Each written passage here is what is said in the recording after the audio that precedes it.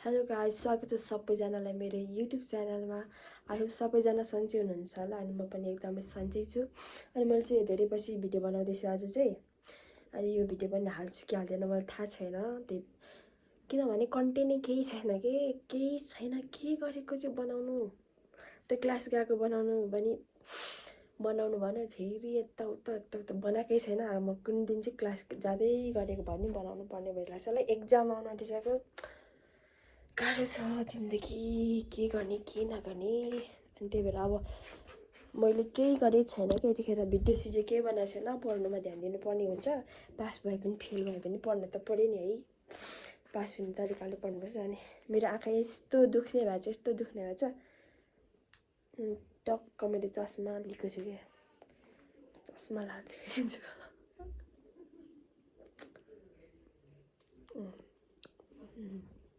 त्यस्तो गर्ने खालको चस्मा होइन है। यो चाहिँ यसो पढ्दाखेरि होइन, यो फोनहरू चलाउँदाखेरि चलाउने हो क्या, लगाउने हो। म के बोल्छु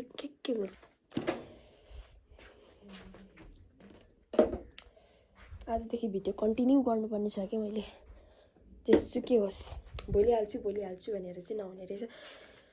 मैले के भन्छ सर्ट भिडियोहरू पनि लगाएको थिइनँ नि त। मेरो फोन बिग्रेको थियो। यो चाहिँ मेरो नयाँ फोन हो। यो चाहिँ मलाई भेनाले पठाइदिनु भयो। थ्याङ्क यू सो मच भेना। सर्ट भिडियोहरू पनि धेरै भयो नि त मैले नहालेको। अनि अझै हालेको त भ्युज नै जाँदैन कि 13-14। त्यही पनि मरेर अस्ति त 5 भ्युज गएको थियो है। मैले त्यही पनि डिलिट गरिदिएँ। अनि अर्को चाहिँ अब बोलेरै हालेको। अनि आमामा यहाँ आयो कालो हुन्छ क्या, लाइटै छैन यहाँ। अनि अर्को दुखित खबर भन्दाखेरि दुःख त के हुनु, त्यस्तो जाब है। त्यही नि फेरि चाहिँ टिकटक आइडी बिग्रियो क्या। यो नानाले खोलिदिनु भएको थियो मलाई कोरियाबाट, मतलब फेसबुक आइडी बनाइदिनु भएको थियो। अनि त्यहाँदेखि मैले खोलेको थिएँ कि राम्रो हुन्छ अरे भनेर नानाले। अनि नानाले फेसबुक आइडी बनाइदिनु भएको थियो। ओइ नजान। अनि त्यहाँबाट मैले बनाएको थिएँ कि टिकटक आइडी खोलेको थिएँ। तर के भयो लगइनै हुँदैन, बिग्रियो, रिमुभ भइसकेको छ भन्छ, पुरै डिलिट भइसकेको छ भन्छ कि त्यो एकाउन्ट चाहिँ। अनि त्यही हो, मैले अर्को नयाँ आइडी खोलेको छु। तर मैले खासै युज गर्छु गर्दैन मलाई थाहा छैन। त्यस्तो टिकटकहरू त हाल्दिनँ थिएँ। त्यही पनि अब कहिलेकाहीँ यसो मेमोरीको लागि भनेर चाहिँ मैले एउटा खोलेको छु। मेरो टिकटक एकाउन्ट बिग्रियो फाइनली। मेरो टिकटक एकाउन्ट यति धेरै भयो कि बिग्रियो कि कुरै छोडिदियो। अब लास्ट एउटा बनाउँछु, त्यो पनि बिग्रियो भने त्यसको काम छैन। अनि त्यसपछि टिकटकको कुरा गर्ने कुरै छैन। त्यही हो चाहिँ हामी यहाँ कोठा मिलाउँदैछौँ। नाना चाहिँ यहाँ दराजमा बसिराख्नु भएको छ।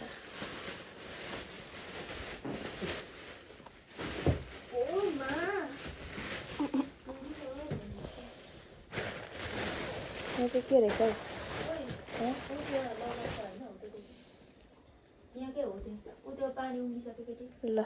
ल केटा केटी भन्छ। अनि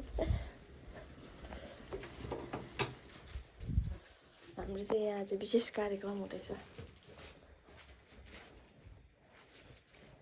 कार्यक्रममा यहाँ मेन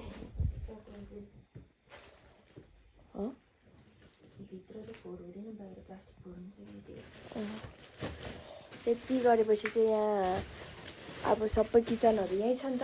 अनि यो सब यसको धुवा लाग्दैन भनेर सामानलाई जोगाड गरेको जोगाड। अब त्यहाँ कसरी जाने हो?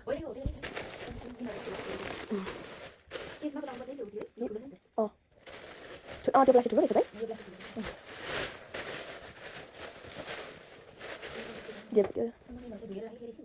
ल है त्यो त अस्ति भाँचिँदैन क्या उफ्रिनु माग यहाँदेखि उफ्रिनु डराउने मान्छे भनेपछि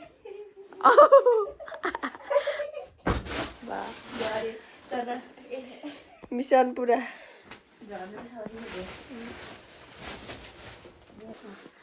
फाइनली गाइज हाम्रो चाहिँ काम पुरा भयो। यो डलको चाहिँ भोलि काम तमाम हुन्छ, सफा हुन्छ।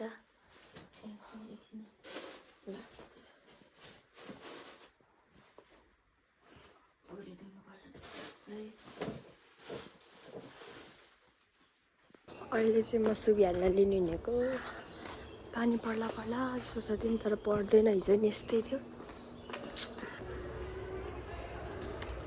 चाहिँ सुबिहानको स्कुल अझ म अलिक छिटो आएछु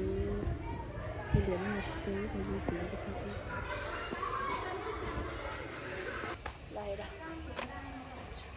सुबिहानलाई लिएर आइसक्यो आइया गाइस अब चाहिँ हामी बाहिर जान आँटेको अनि के गरेको ल अनि बाहिर जान आँटेको अनि त्यसपछि के भन्न आँटेको थिएँ अहिले चाहिँ हामी यहाँ गट्टाघरको पुलमा आएको छौँ यति खुबसुरत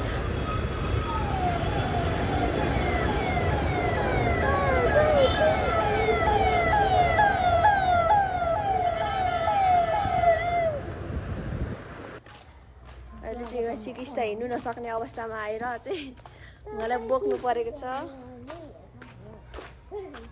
नानी कति महिनाको भयो नानी 9 महिनाको 9 महिना हैन अब जन्मिन आँटेको क्या हो? 100 रुपैयाँको 100 रुपैयाँ त्यस्तो चाहिँ हुँदैन है फेरि केमा भोट हो हजुर भोट केमा भोट माटोमा गुड